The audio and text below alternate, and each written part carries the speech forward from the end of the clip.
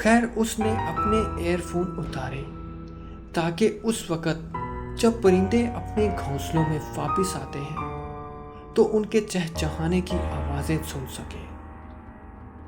अचानक पीछे से एक आवाज़ आई, एलेक्स। एलेक्स चलते चलते रुक गया। उसने पीछे मुड़ के देखा तो पीछे कोई नहीं था।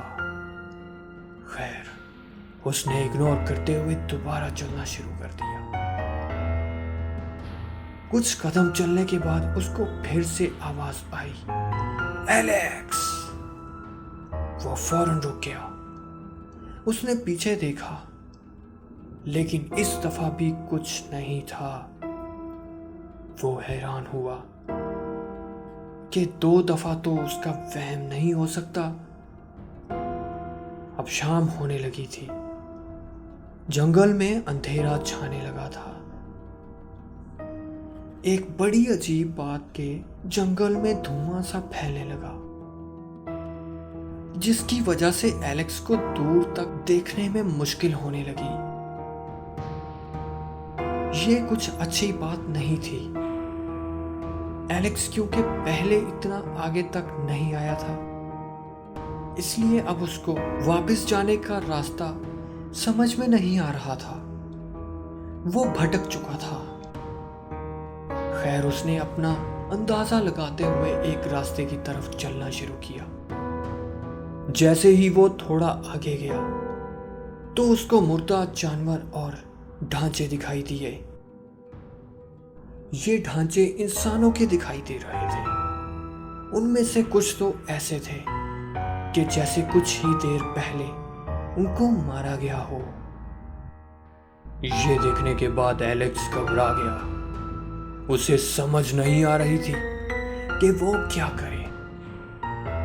वो बहुत ज्यादा कंफ्यूज था क्योंकि जिस रास्ते पे वो था बज़ाहिर वो रास्ता जंगल से बाहर निकलने का नहीं था। खैर घबराहट के आलम में एलेक्स ने मदद मांगने के लिए आवाजें लगाई, कोई है जो मेरी मदद करे, मैं रास्ता भूल गया हूं। इससे बढ़ के खतरे की बात यह थी कि बहुत अंधेरा छा चुका था। एलेक्स के पास रोशनी के लिए कोई चीज भी नहीं थी। खैर जब कुछ दिखाई नहीं दे रहा था तो वो पास में ही एक दरख्त के तने के साथ टेक लगा के बैठ गया। उस पे अजीब वहशत तारी हो रही थी। उसको अपनी जान की परवाह के साथ साथ ये भी फिक्र सता रही थी कि वो अपनी अम्मी को क्या बताएगा और जब उसके अप्पू को पता लगेगा तो एलेक्स की तो शामत आ जाएगी।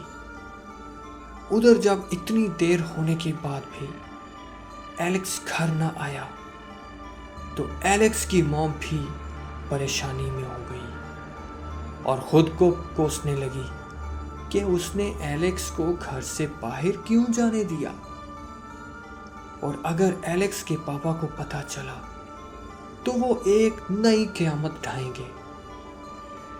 एलेक्स मदद के इंतजार में परेशान बैठा हुआ था कि अचानक उसको दूर से कोई अपनी तरफ आते हुए दिखाई दिया। ये देख के एलेक्स को थोड़ा सुकून मिला। एलेक्स की तरफ वो कदम तेजी से बढ़ रहे थे लेकिन अचानक से कदमों की आवाज बंद हो गई।